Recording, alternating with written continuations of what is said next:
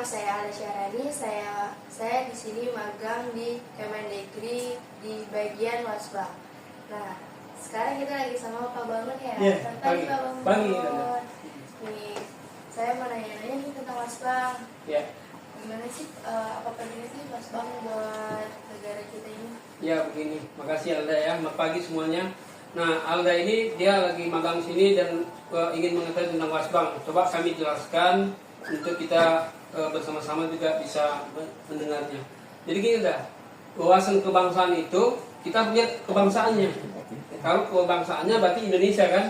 Ya, wawasan yang ingin dibangun itu adalah cara pandang terhadap 4 konsensus, yaitu nilai-nilai Pancasila, norma Undang-Undang Dasar 45 sebagai konstitusi. Kemudian sikap perilaku dalam bermasyarakat dalam Kebhinneka Tunggal Ikaan. Dan yang keempat yaitu menjaga NKRI. Nah, ada orang yang paham sekali tentang Pancasila, tapi tidak menjalankan seperti Garuda yang memegang Bhinneka Tunggal Ika itu, yang nggak bagus juga. Karena yang namanya Pancasila itu dia harus bersifat berbineka. Kalau ketika nanti dia tidak berbineka, dia menganggap dia superioritas, ego sektoralnya muncul gitu. Nah, justru dengan kita Bhinneka Tunggal Ika itu terbangunlah rasa gotong royong, senasib, sepenanggungan, dan kita saling peduli. Itu prinsipnya Bhinneka Tunggal Ika. Nah, kalau dia ada budayanya yang menyangkut sukunya, di situ ada perbedaan agama juga. Tapi semua kita bisa bersatu.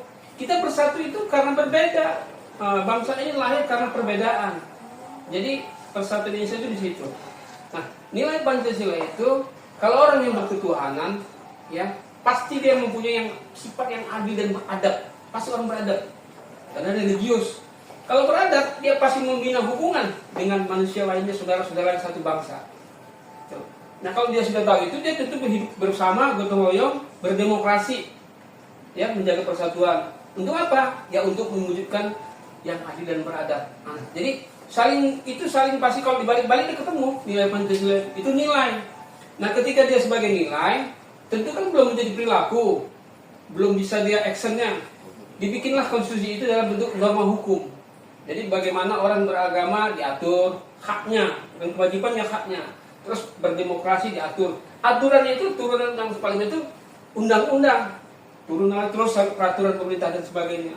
Itu semangat kita dalam menjaga regulasi. Inilah yang perlu kita camkan kepada generasi sini kan, belajar berwawasan kebangsaan menuju Indonesia emas 2045. Kamu umurnya berapa sekarang? 20. Nah, fase-fase pancaroba politik kita 08, 28, berapa tahun tuh? 20 kan? 28 ke 45, 20-an kan? 45 ke 65, 20-an. Nah, ini yang kamu 20, 2045 kamu kan udah 20 tahun kan? Itulah Indonesia emas, 100 tahun Indonesia merdeka maksudnya 2045 itu. Nah, ini peran-peran kalian yang anak-anak muda lah, pelajar ini. Ya, khusus pelajar yang sekarang SMK, SMA atau madrasah aliyah. Inilah yang berperan nanti 2045. Nah, pemerintah ini khususnya Kesbangpol, dalam hal ini Dirjen Polkom, yaitu kan kalau kamu kan sudah pernah baca kemarin undang-undang Pemda, di situ ada absolut ya, konkuren sama PUM. Kita di PUM-nya menjaga persatuan, terus bagaimana nilai-nilai Pancasilanya, terus wawasan kebangsaannya, penguatannya. Inilah bagiannya.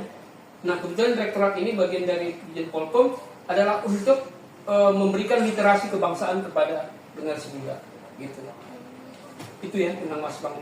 Ya, terus kalau untuk contohnya nih Pak, apa aja sih wawasan kebangsaan dalam kehidupan sehari-hari? Nah, kalau kamu tanya contoh dalam kehidupan keseharian, sederhana saja. Kita ambil pelajar nih, kan misalkan dalam OSIS ada pemilihan, nah, kita harus tahu hidup di demokrasinya, tidak memaksakan kehendak, harus dipilih dan pilih. Jadi demokrasi. Terus kalau di ekstrakurikuler tentang dia prokris gitu kan, keagamaan, mengajarkan tentang prinsip-prinsip ketuhanan. Tapi ada yang sangat mengena kepada perilaku, itu bagian pramuka kan, yang gotong royong, saling peduli. Itu pramuka itu bagus, melatih orang. Ada yang untuk pandu-pandu kecelakaan dan sebagainya dalam pekerjaannya. Jadi sudah ada sebenarnya di sekolah itu yang contoh-contoh konkret yang sifatnya gotong royong, senasib, sepenanggungan, dan hal-hal yang menyangkut saling peduli, asih asah. Jadi, ada lagi? Jadi biar kamu sebagai orang muda yang mungkin nanti cikal bakal Indonesia emas, ya bisa lah untuk memaknai 4 konsensus namanya kalau istilahnya. Bukan 4 pilar ya, 4 konsensus. Konsensus itu karena dari buah pikir yang dia menjadi perilaku kita dalam kehidupan kemasyarakatan kita. Jadi generasi itu harus tahu kalau sudah Pancasilais, tapi dia harus tahu normanya. Pancasila itu nilai, norma itu undang-undang terhadap perilaku kita dan masyarakat. Bagaimana memasyarakatkan norma dan nilai? Tentu hidup berbineka. Kita lahir dari bangsa ini lahir dari perbedaan suku, agama, wilayah sebagainya. Tapi bukan itu yang memisahkan kita. Justru kita bersatu karena perbedaan tadi. Untuk apa? Menjaga NKRI. Mungkin itu yang bisa saya jelaskan ya. Nah, nanti kalau ada hal lain mungkin bisa kita bicarakan. Tapi khusus yang tadi pertanyaan kamu tentang Wasbang, ya kira-kira gitu. Oke, makasih. Sekian, terima kasih Pak Bangun atas penjelasannya. Buat saya itu sangat bermanfaat untuk rekan-rekan dan teman-teman saya, anak muda zaman sekarang. Dan menuju Indonesia Emas. Salam Indonesia Emas.